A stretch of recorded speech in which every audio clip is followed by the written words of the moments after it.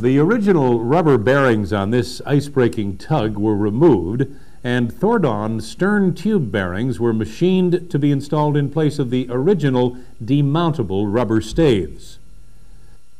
The original rubber bearings were cracked and badly worn due to the high loading conditions on this ice-breaking tug. Looking down the bore of the original demountable rubber staves, you can easily see the effect of the impact and adhesive wear to which these bearings were subjected.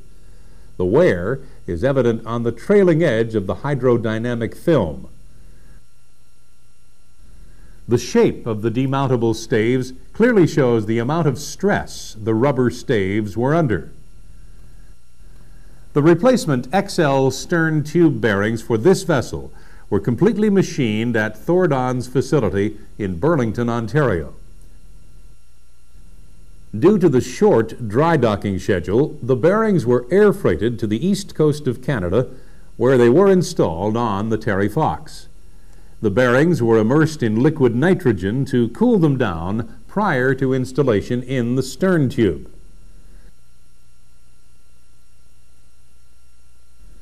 After 35 minutes of cooling in the liquid nitrogen, the bearings were ready for installation in the stern tube.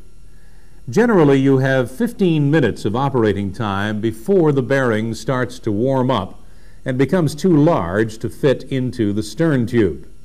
In this particular application, the bearing was lifted from the liquid nitrogen tank, placed through a hole in the deck down onto a trolley, and moved aft to the forward part of the stern tube where it was installed.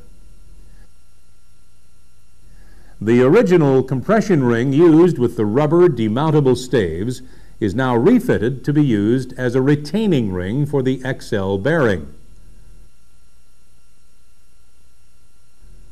The aft bearing is lowered by a crane into position and installed into the aft part of the stern tube.